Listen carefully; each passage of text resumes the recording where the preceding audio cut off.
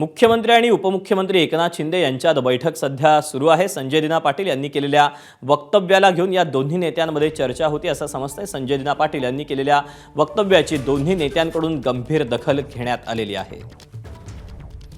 Update जाणून घेऊयात, अक्षय भाटकर आपल्या सोबत आहे।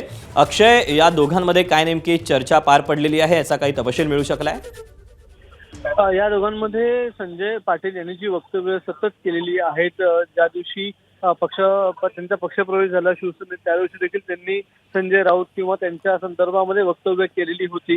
त्यानंतर आज पुन्हा एकदा पत्रकारांच्या संदर्भात त्यांनी मारून टाकू किंवा चोप देईन वगैरे त्याचबरोबर शिवीगाळ केलेली आहे। ही सगळी वक्तव्य जी आहे त्या वक्तव्यांच्या संदर्भात चर्चा झाल्याची माहिती ही सूत्रांनी दिलेली आहे। आणि ही जी वक्तव्य आहे त्या वक्तव्यांचा आधीच एकनाथ शिंदे यांनी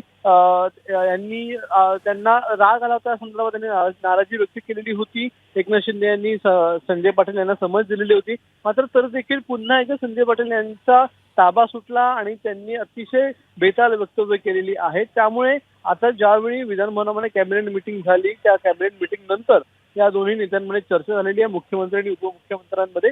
आता नेमकं संजय पाटील यांच्या संदर्भात काय कारवाई केली जाते किंवा जे कारवाईची पत्र सापडलेली आहे किंवा पत्रकार संघटनांनी जी मागणी केलेली आहे त्यानुसार त्यांच्यावर काय कारवाई होते का हे बघणं महत्त्वाचं असणार आहे। नक्कीच, त्यामुळे आता याची दखल तर घेतली गेली आहे, कारवाई काय होते हे पाहणं महत्त्वाचं ठरणार आहे। अक्षय, धन्यवाद दिलेल्या सविस्तर माहितीबद्दल। अपडेट जाणून घेत राहू।